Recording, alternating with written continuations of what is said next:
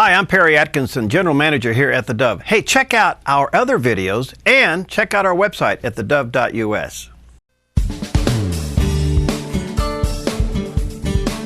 Welcome back. Well, we've had an opportunity to interview somebody this morning that really has written an incredible book, co-authored a book entitled Crimes of the Educators. And we're delighted to have with us today Alex Newman. He's the co-author of the book of Crimes of the Educators, international journalist, educator, and consultant who is currently based in Europe. He got his degree in journalism from the University of Florida and has worked on numerous publications in the U.S. and abroad. And Alex, fascinating book. Wow, what made you take this on? You know, I knew Sam Blumenfeld had been doing some of the most amazing research and coming up with amazing discoveries in the field of education. So when this opportunity presented itself, I've been teaching for many years, and I've been writing on education for many years, and so I knew Sam and I would be a perfect fit to blow the lid off of all this. You know, in Oregon, we are spending more money per student, and yet we have the lowest rating of academic achievement. Is money the answer? Oh, absolutely not. And, you know, there's so many examples like Oregon that you cited, or Baltimore, or Detroit. They're spending $20,000 a year almost in some places for students, and the students graduate and they can't even read their high school diploma. Whereas, I could teach a 4-year-old how to read with a $20 book. So the notion that the government schools need more money is just a joke. What they need is to be exposed, because right now, as it stands, and as we show in our book, they've been set up to deliberately dumb down the children. So if we give them more money, they might become more effective at dumbing down the children, and that's the last thing we want. You know, it's interesting. It seems like I want to get into Common Core, but it seems like when I interview, every time I take on education, it's a no-win subject.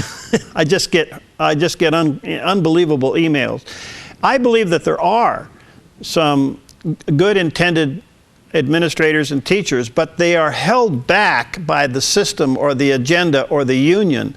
Am I right or wrong? Oh, there's no question about it. Actually, one of the things that Sam and I argue is that teachers, for the most part, are just as much victims of this scheme as the students are.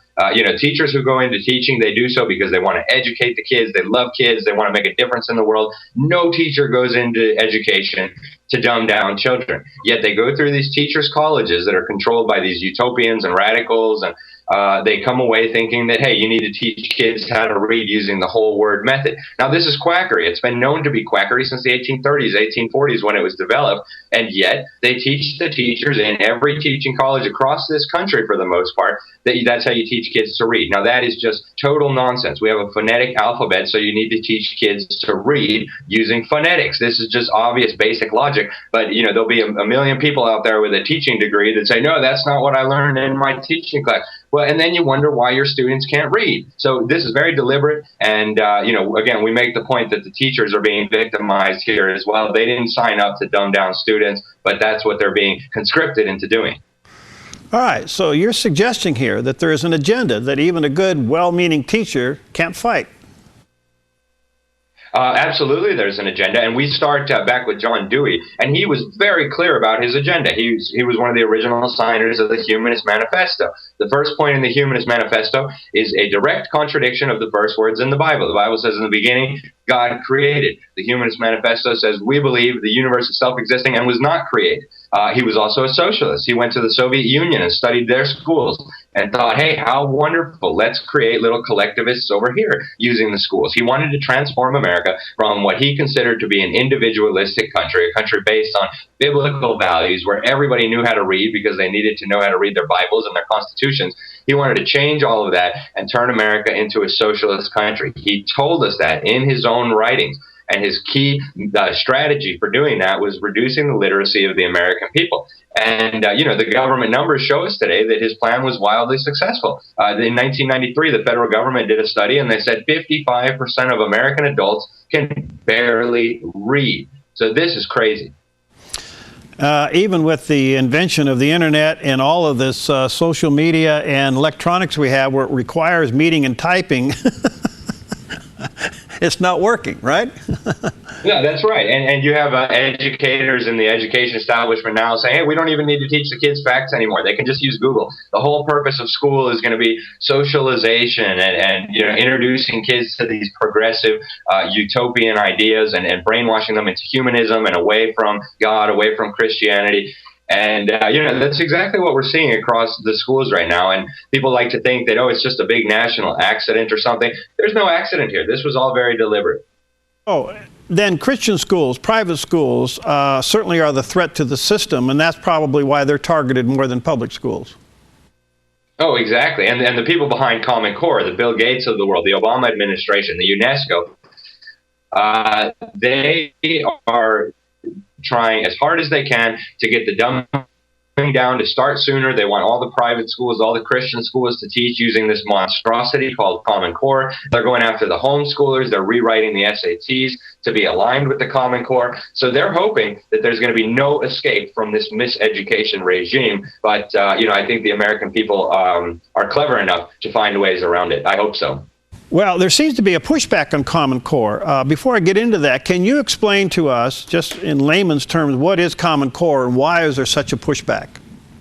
Sure, and that's one of the most positive developments that I've seen in the education field is that Common Core is causing parents and teachers to take a look at the fundamental basics of the school system. But basically, Common Core is a set of national standards for education. The Obama administration foisted them on the states. Don't let them tell you differently. They'll say it was a state initiative. No, it wasn't. The Obama administration took stimulus money and basically forced states to impose this terrible set of standards. We know that the standards are terrible. Even the two experts on their Common Core validation committee, this rubber stamp committee, said, we're not going to sign off on this. The only expert in English language standards, the only expert in math standards, both said they weren't going to sign off because these standards were so terrible. In English, Dr. Sandra Stotsky said, hey, this is going to reduce the critical thinking abilities of children. We're taking out all the great works of literature, replacing it with Obama executive orders and EPA regulations. And then in math, Dr. James Milgram of Stanford said, no way, these standards are terrible. They're absolutely horrendous. They're going to some of them are based on incorrect math, Dr. Milgram said in his letter on why he refused to sign off on these standards. So that's what imposed on government schools all across the country, and it's just going to make the dumbing down even more effective. You know, what's interesting about this, Alex, is that we're even seeing some teachers and school districts push back on Common Core. That's pretty phenomenal, don't you think? It is, and originally there was 5 states that refused to jump on the bandwagon, and now we've even had a number of states that have tried to back out of it. Unfortunately, Common Core is still coming in through the back door. Wow. All right, let me take a break here, and we'll come back. Alex Newman's with us. The book is entitled Crimes of the Educators. You may want to get a copy of this. There's a picture of it on the screen, those watching on theDove TV, put out by WND Books. You can go to WND.com or books.com, WNDbooks.com, and get a copy of it. Alex Newman's with us, one of the co-authors. We'll be right back.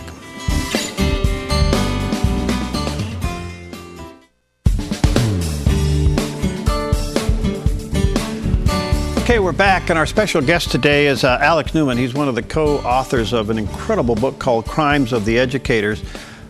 Look, here's a picture of it on the screen. Those watching on Dove TV, you can go to WNDbooks.com and get yourself a copy of it. Look for it on Amazon, Barnes & Noble as well, but it's put out by WNDbooks.com. This book is very comprehensive on this whole education issue. And what I appreciate the fact is that not only are the students being victimized, but a lot of well-meaning teachers and administrators are being victimized as well. And they points it out in the book. So I would encourage you, if you're interested in this whole subject, this is a tremendous resource, and they have really done their homework. Alex, what's so interesting about all of this is that one of the things, whether it's Common Core earlier on where we had in education, there was a decision going to be made early on in a student's life whether or not they were going to go towards some kind of a career school or higher education. Somebody else was going to determine that. That's now being replaced with Common Core. But what's so interesting to me is that there is a socialization going on with this curriculum, and what's blatantly missing is history. There's no history here. There's no history of the country. There's no history of anything here. Is that part of the agenda? Absolutely. And if you look in schools now, they're not teaching proper civics anymore. They're not teaching history. When they do teach anything supposedly about science, they're just really preaching their own religion, telling the kids that, they came from slime and their life has no value. There is no right and wrong, that science rejects the existence of God. And so this is the kind of nonsense that they're filling the children's heads with. And, this Common Core is absolutely going to solidify this in place across almost the entire country. And, the agenda is ultimately very, very sinister for where they want to go with all this. Why would they not want kids to read? Why would they not want kids to know the history of this country? When you answer those questions, you'll understand where all this is going. All right. What's the role of UNESCO in all of this? UNESCO has really been crucial in the education reform agenda. Now, I can give you a few examples. Arne Duncan calls UNESCO his global partner in the cradle-to-career education reform agenda. So UNESCO is the UN educational, scientific, and cultural organization, and they have this grandiose utopian vision of having the whole world learn from the same set of standards. They developed the World Core Curriculum many years ago. This was developed by Robert Mueller, an Undersecretary of the United Nations. He was a self-declared disciple of Alice Bailey. She was the founder of the Lucifer Publishing Company. And so this man who developed these standards, he viewed the UN and the UN's role in education as kind of a way to evolve humanity toward this wonderful global humanist utopian society. And UNESCO is still led by an actual communist, Irina Bokova from Bulgaria. Her dad was the chief propagandist for the Communist Party over there when they were murdering and terrorizing and persecuting and torturing Christians. The last meeting of UNESCO was chaired by a Chinese communist, probably the biggest persecutor of Christians in the world. And they have an agenda to standardize education all around the world. They're boasting about this agenda. And Arne Duncan is boasting that he's working with them on this agenda. Arne Duncan told them he's using the schools now to turn your children into green global citizens. Now, I don't know about you guys, but I don't send my kids to school to become green global citizens. I send them there to learn how to read and how to write and some basic history and math. But that's not what they're doing in the schools, unfortunately, and UNESCO plays a big part in this. It seems to me, Alex, that there is a growing clash coming within the system itself, within education itself. Those who are certainly in favor of UNESCO playing its role and Common Core and the mirroring of that kind of philosophy as it relates to educating our children, and those who want to get back to the basics of reading, writing, and arithmetic. Do you sense a war going on within the system of those who want to stick more traditional and those who want to be more progressive? There are, for example, a lot of teachers out there who realize that all of this quackery is harming the children. I've spoken with many of them, and some of them, unfortunately, have felt that they need to resign because there's just no longer any option for them to try to avoid this harm. There are some good people within the system who don't agree with all of this. But, at the upper levels, Bill Gates, for example, has poured billions of dollars of his own money into developing Common Core, into promoting Common Core, into getting it into every school district in this country. UNESCO also signed an agreement with Bill Gates in 2004 to further this global education agenda. So at the upper levels, they're all working together for the purpose of standardizing education around the world, and not in a good way. They're promoting the teaching of the whole word method worldwide, even with languages that are phonetic languages. They're promoting sex education for 5-year-olds. This is pornographic sex education for kindergarten kids. They're promoting all kinds of nonsense like this. And, the only encouraging thing I can see out of this is that people are starting to take a look now. People are upset about Common Core. There's alliances that, transcend partisan politics and all this. The teachers' unions are now upset. And so that is, I think, an encouraging development. And I hope as people become educated about what's going on in the schools that, we'll have a chance at fixing this. It seems to me, with all due respect, that the teachers' union and the retirement pay for teachers, PERS we call it, is the glue that holds it together. Even though there may be a division within education, at the end of the day, they surrender to the union and to the PERS. That's exactly right. And unfortunately, a lot of the education unions are controlled by extremists and radicals. And Sam Blumenfeld, Dr. Blumenfeld, my co-author, he actually wrote a book exposing the National Education Association. So the upper levels of the teachers' unions, which have also been bought off by Bill Gates, they've been receiving Gates money to promote Common Core, they are a big part of the problem. And any serious effort at restoring legitimate education in this country is going to have to take a look at these unions and address what's going on there. All right. So, Alex, what do we do? What does a parent do? How do we fix this? I mean, it almost seems to be too big to fight. And I know a lot of parents now are choosing homeschooling. If they can't afford it, they'll pull their kids out, put them in Christian schools, private schools. But not everybody can do that. Yeah, what I always tell people is if you can get your kids out of the government schools, do that. If you can't, make sure you're monitoring what they're being taught so that you can counteract the propaganda. Make sure you teach them how to read using phonics, because modern science shows you're actually causing actual brain damage when you teach kids to read using this quack, whole word, look, say method. We have all the studies in the book to document that. So first of all, get your kids out of the government schools if you can. Second of all, we need to expose the education establishment for what they're doing. This isn't a national accident. As soon as people get over the realization that this isn't an accident, this was deliberate, then we can start to address the problems. We need to get rid of the Federal Department of Education. It's unconstitutional. We've only had it for 30 or so years, and all it's done is further destroy education. We need to get rid of Common Core, and we need to restore legitimate education in this country. But in the meantime, again, if you can, try to get your kids out of the government schools. All right, so if you educate your kids outside of the government schools, and it comes time for them to go to higher education, and they change the SAT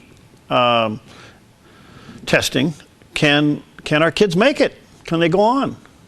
I know that's a concern of a lot of people, but people just need to look around them right now. The universities are scrambling. They're tripping over themselves to try to get homeschoolers because they know homeschoolers are the best educated kids out there. For a fraction of the cost, they blow the government school kids away, even on the government's own tests. So, I don't think parents need to worry about their kids getting into college. If you do a good job educating them, and any parent can do that, they will be light years ahead of the kids who were schooled with Common Core. And Bill Gates doesn't send his kid to a Common Core school, so you shouldn't either. Neither does the Obama family. None of the people promoting Common Core will subject their own children to it. So you can be sure that you can provide a better education for them.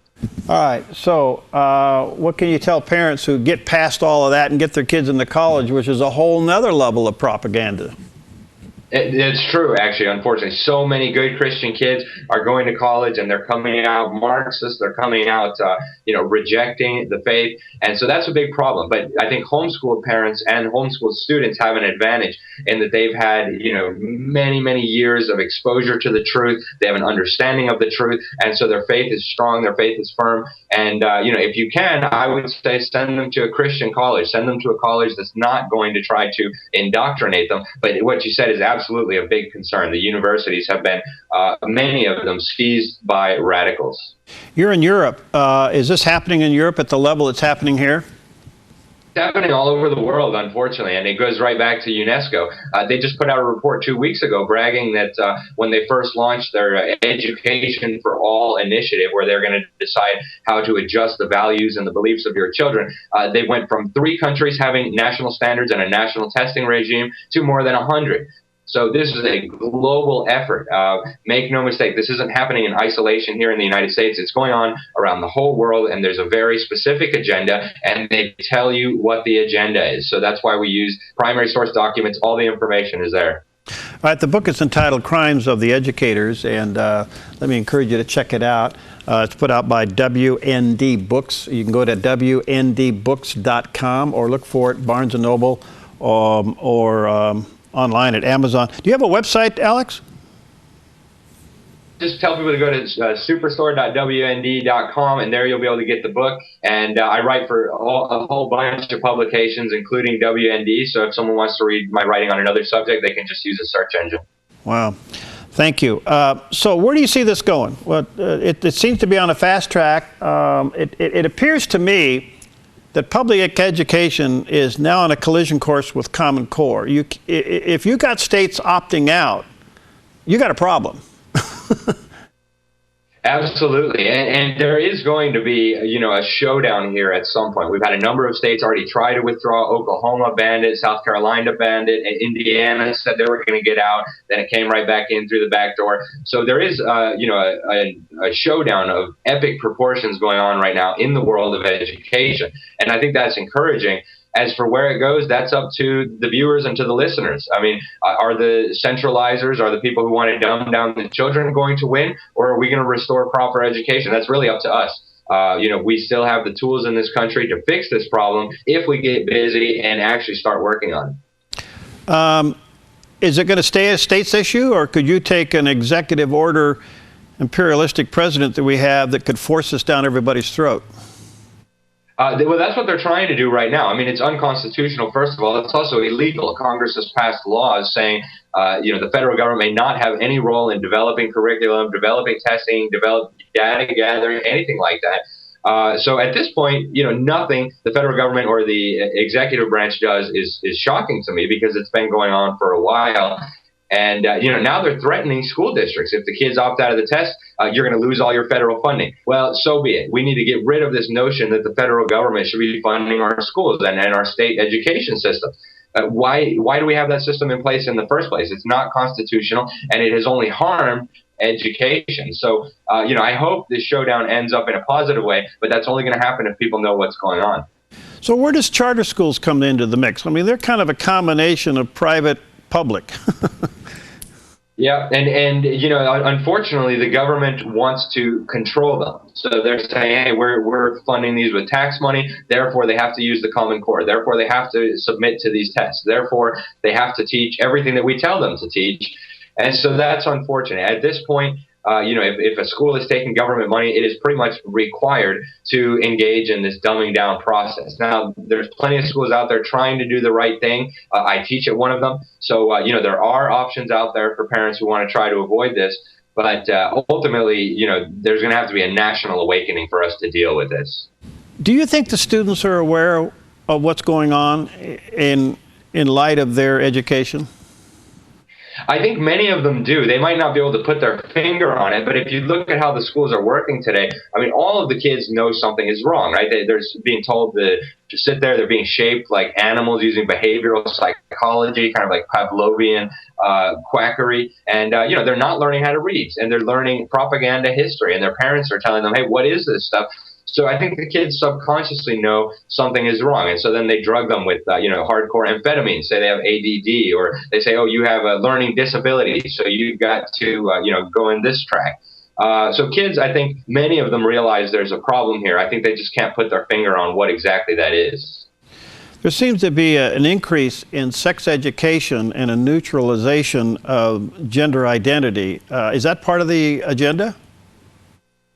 No question about it. One of the things I did for this book was look at the UNESCO's training guides for sex education. And they say by the time kids are 5, they need to learn about, I'm not going to mention the words, but they need to learn about this stuff. By the time they're 12, they need to know how to make effective arguments for why abortion needs to be legal. They're talking about literally pornographic sex education in the minds of these young children. Now, this is corrupting children. So we argue, that this is a crime and a lot of other things are a crime. But there's a very specific agenda. It's not because they want to raise awareness about AIDS or, safe sex, any of these kinds of buzzwords that they throw out there. The agenda is much, much more sinister than that. What surprises me is how many parents support all of this. I think that probably is an indication of the breakdown of the culture and the family unit. But I am surprised how many parents just don't care. Yeah, it is disappointing, and it's a testament to how successful the government schools have been in dumbing down people. I mean, if some of this was going on 60 or 70 years ago, there would be, open rebellion. People would never tolerate this kind of stuff. But through this slow progress, going from John Dewey onward to today, they've managed to successfully change the minds, the beliefs, the values of generations. And, now we're approaching kind of the final stages of that, where they're just openly telling you what they're doing. Well, Alex, thank you for you and Dr. Bloomfeld as well for your excellent work. And let me encourage you to get a copy of the book. If you're interested in education, public education, what's going on, listen, this thing is really well balanced, very comprehensive, and extremely well researched. Check it out. It's called Crimes of the Educators. And I would say even you teachers that are feeling it in your bones that something's wrong, this would be a great resource for you. You school board members need to read this as well. Thank you, Alex, for your work. Keep it up, and let's connect again down the road and see how this plays out a little bit more. That sounds great. Thank you so much for having me. All right. And again, the book is entitled Crimes of the Educators. Look for it at WND Books, Amazon's, or Barnes & Noble. We'll see you next time on Focus Today.